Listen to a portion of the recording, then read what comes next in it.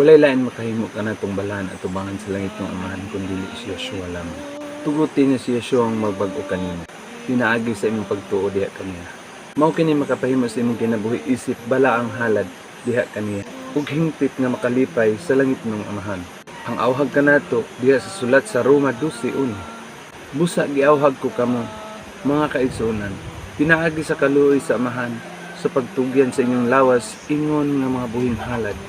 Balaan, makapahimuot sa langit ng amahan.